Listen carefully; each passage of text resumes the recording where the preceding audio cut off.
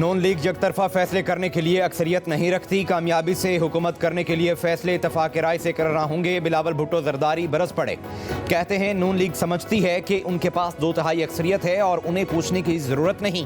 Chairman peoples party की सखर में press conference, कहा मुआहदे के तहत नून लीग के वजीर आजम को वोट दिया मगर पीपल्स पार्टी से वादे पूरे नहीं किए। इनकी सियासत मोटरवे से शुरू होकर मेट्रो पर खत्म हो जाती है। नहरें निकालने का यकतरफा फैसला नाकाम होगा। उम्मीद है बातचीत से सूबों के खदशात को दूर किया जाएगा।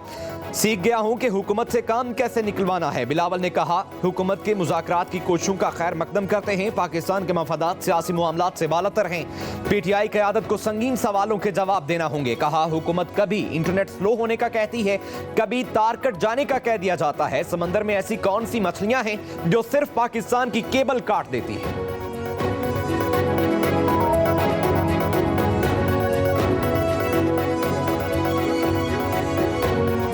रिस्पांस नहीं मिलता था, बल्कि बदतमीजी के साथ रिस्पांस दिया जाता था। ये 15 दिन में क्या कोई नुस्खा जो है सामने आया, क्या कुछ तवीज आया है? ये मुज़ाकरात क्यों हो रहे? मैं मुज़ाकरात के खिलाफ नहीं हूँ। अगर मैं कोई क़यासराई करूंगा तो हो सकता है इस प्रोसेस को नुकसान पहुंचे। मुज़ाकरात करें, जरूर करें, अल्लाह ताला कामयाब करे, लेकिन ख्याल रखिए रोलो ना जाइए। एक बंदा बता दे जिंदगी में किस रिश्ते की उसने वफा की है, वो बंदों को इस्तेमाल करता है। पहले कहते थे गुलामी नामंजूर, अब गुलामी 100 बार मंजूर। 15 रोज में ऐसा कौन सा तावीज आ गया कि ये मुज़ाकरात पर राजी हो गए। अल्लाह करे मुज़ाकरात कामयाब हों, लेकिन ख्याल रखना रुल ना जाना। वज़ीर दिफा ख्वाजा आसिफ का सेमिनार से खिताब, कहा मुज़ाकरात का मुखालिफ नहीं मगर मुझे मुज़ाकराती अमल के करीब भी नहीं आने दिया गया। जब भी मुज़ाकरात का कहा बदतमीजी के साथ जवाब आया। कोई बता दे जिंदगी में उसने किसी एक शख्स या रिश्ते से वफा की हो। पीपल्स पार्टी के साथ कभी कभार खड़ाक होता है, लेकिन हमने मिसाक के जमहूरियत का लिहाज रखा। कहा बंदा कैद में हो, मुश्किलात में घिरा हो, मुज़ाकरात की बात करे तो थोड़ा सा ख्याल करना चाहिए। किसी सियासतदान ने अमेरिका के तरले नहीं किए। ये पहला सियासतदान है जो अमेरिका की मिन्नतें कर रहा है।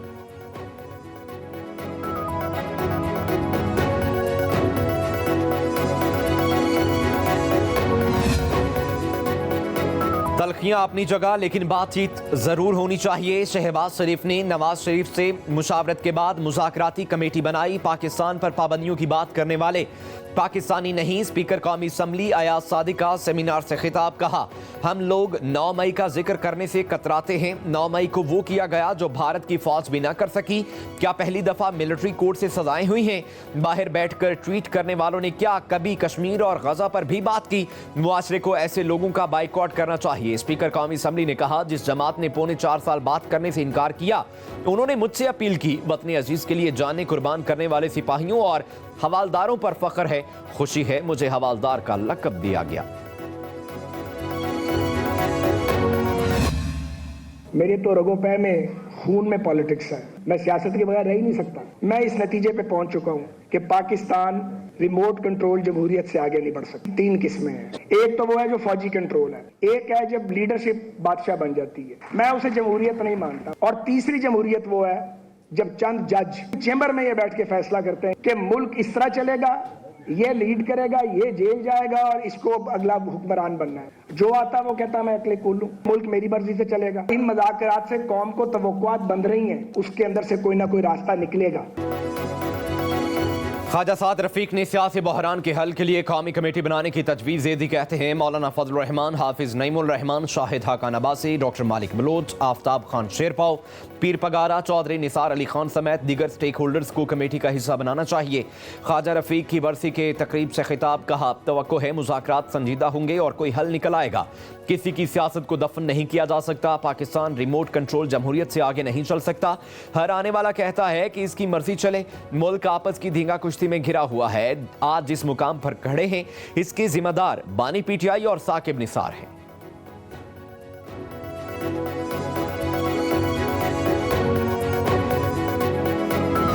इन नामों में मियां नवाज शरीफ का नाम होना चाहिए, खान साहब का नाम भी होना चाहिए, और इन नामों में आसिफ अली जरदारी साहब का भी नाम होना चाहिए। ये लोग बैठ जाएं।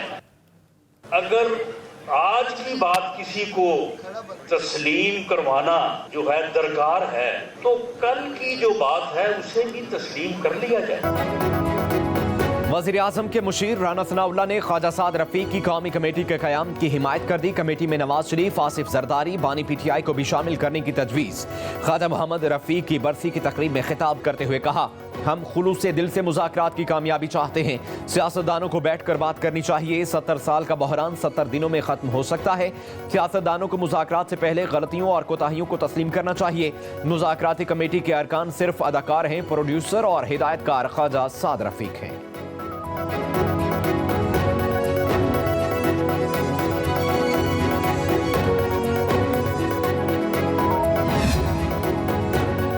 मईशत की मजबूती के लिए सियासी इस्तेकाम जरूरी है। मसाइल के हल के लिए सियासी बैठक होनी चाहिए। विफाकी वज़ीर इत्तलात अता तारड़की गुजरांवाला में मीडिया से गुफ्तगू बोले, अपोजिशन के साथ मुज़ाकरात नेक नियति से चल रहे हैं, ये नहीं हो सकता। 9 मई के वाक़यात भूल जाएं। मास्टरमाइंड के खिलाफ केस आगे बढ़ना चाहिए।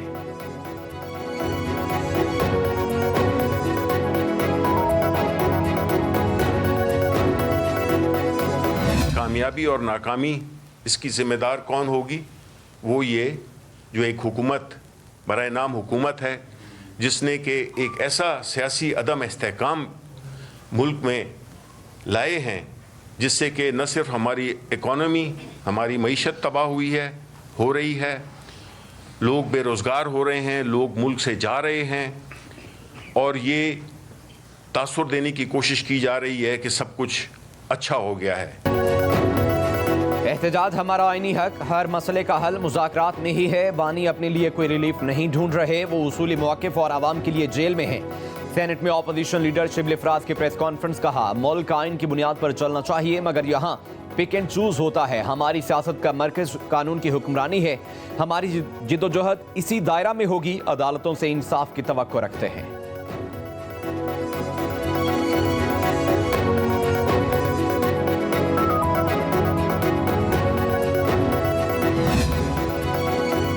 सदर आसिफ जरदारी का सक्खर में आलमी मयार का हस्पताल बनाने पर डॉक्टर आसिम को खिराज तहसीन, कहा हैदराबाद में हस्पताल की तामीर के लिए अपनी ज़ाती ज़मीन वक्फ की, वहाँ भी डॉक्टर आसिम से हस्पताल बनवाएंगे। सक्खर की खिदमत ऐसे करेंगे जैसे दीगर शहरों की करते रहे हैं।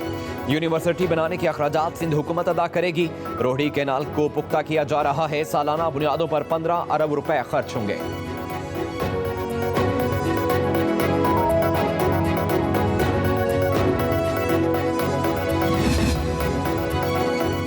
वफाकी वज़ीर तवानाई अवैस लगारी ने मौसम गर्मा से कबल बिजली की कीमतों में मजीद कमी की नवीद सुना दी। प्रेस कॉन्फ्रेंस करते हुए कहा, बानी PTI ने IPPs को ऑडिट से बचाया। हराम खोरों के कहने पर IPPs को फोरेंसिक ऑडिट से छूट दी गई। PTI हुकूमत के फार्मूलों पर चलते तो अगले 10 साल अवाम बिजली की इजाफी कीमत अदा करते। हमने अगले 4 साल में अवाम को बिजली सेक्टर की मुश्किलात से निकालना है। पाकिस्तान को खित्ते में सबसे सस्ती बिजली फ्राहम करने वाला मुल्क बनाना है। बिजली की तकसीमकारी के निज़ाम की निजकारी की जा रही है। 2025 में बिजली की खरीदो फरोख्त हुकूमत की जिम्मेदारी नहीं रहेगी।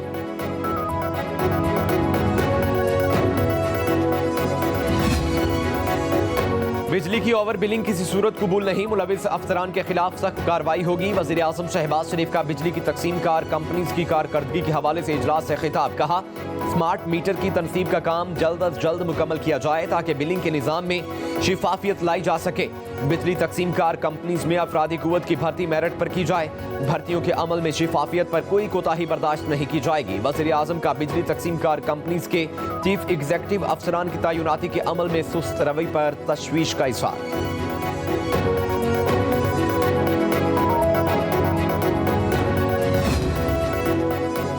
कराची के शहरियों के लिए बिजली बिलों में बड़ा रिलीफ। मुतवक्के कि इलेक्ट्रिक सार्फिन के लिए बिजली 4 रुपए 98 पैसे फी यूनिट तक सस्ती होने का इम्कान। कीमत में कमी की दरखास्त नेपरा में जमा करा दी गई।